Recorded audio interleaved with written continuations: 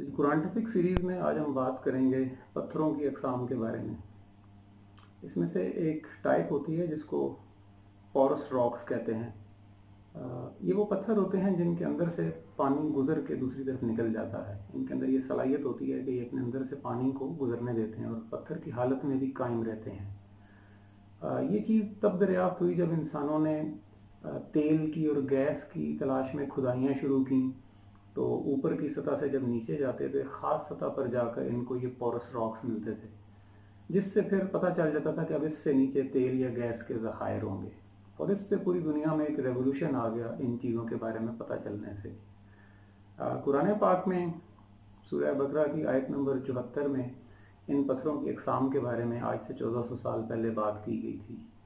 अल्लाह ताला फरमाता है, सुम्मत कसद कुलूबुकुम, तुम्हारे दिल सख्त हो गए, मिन बाद ज़ालिका फ़हिया कल हिजारत, उसके बाद बिल्कुल ऐसे जैसे पत्थर होते हैं, यानी दिल ऐसे सख्त हो गए जैसे पत्थर होते हैं। औ अशद्दो कसवत, या उससे भी ज़्यादा सख्त। फिर उस सख्ती को कैसे अल्लाह ताला एक्सप्लेन करता है कि वह इन्ना मिनल हिजारत लमा यतफज्जरु मिनहुल अनहार, कि कुछ पत्थर तो ऐसे हैं जिनमें से पानी बह निकलता है या कोई मवाद बह निकलता है। यानी वही पोरस रॉक्स जिनकी नमी को देख के पता चलता था कि उनकी दूसरी तरफ कुछ है।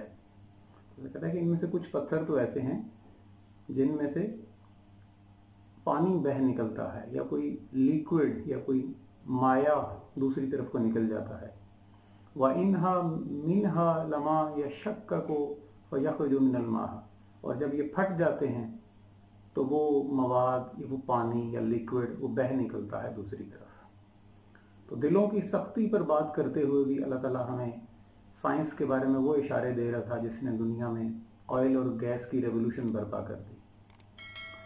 अल्लाह ताला हमें समझने और अमल करने की तौफीक दे।